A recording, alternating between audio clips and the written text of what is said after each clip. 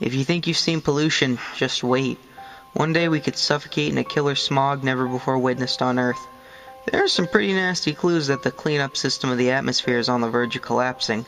And when that happens, you better go build yourself a glass dome to live under. It's an eco-disaster at its very worst. A cruel apocalypse that could kill billions of people and change the face of the Earth forever. One day everything seems quite fine, but then all hell breaks loose. Suddenly, the pollution from our factories and cars just won't go away anymore.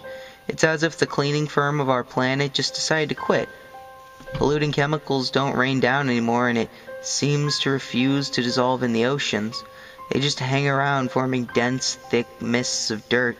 Of course, we're having our share of smog already, but it doesn't compare to the mother of all smogs that's being unleashed now. The consequences are dramatic. Within years, huge parts of the atmosphere will become a foul, reeking, toxic brew of exhaust, gases, soot, and factory filth. Asthma and lung diseases become the world's biggest killers. Smog, one of its worst problems. Big cities like Tokyo, Athens, and New York are permanently covered in a dense death fog. Wearing a mouth cap or gas mask outdoors becomes common as wearing shoes.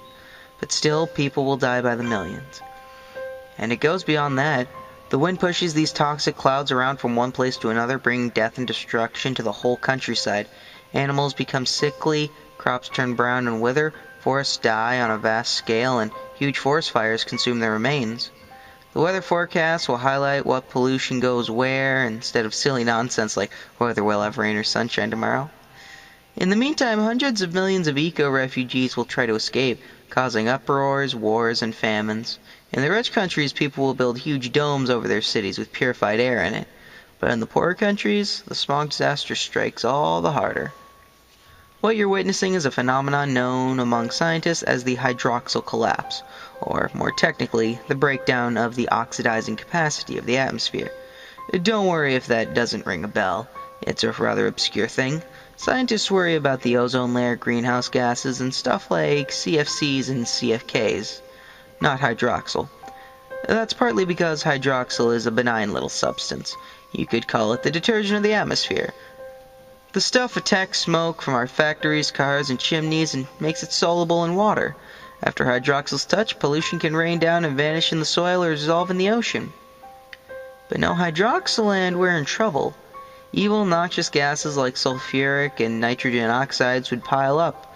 No hydroxyl and smoke and soot would just accumulate in the atmosphere, and no hydroxyl could be where we're headed. In the 1980s, NASA scientists came up with figures that suggested the amount of hydroxyl in the air had dropped by 25% since 1950.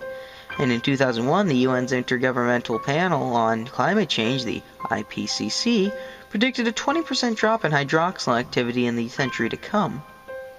Then in 1933, Sasha Medronich, a researcher working for the US government, made a frightening discovery. At some point, pollution will overwhelm the hydroxyl chemistry. There'll be so much filth around, the detergent will simply give up and quit. In fact, over some polluted areas, the hydroxyl shutdown is happening already. Okay, so we'll just cut down the pollution, right? Unfortunately, that won't help. Calculations show that once the hydroxyl collapse is kicked in, there's no turning back.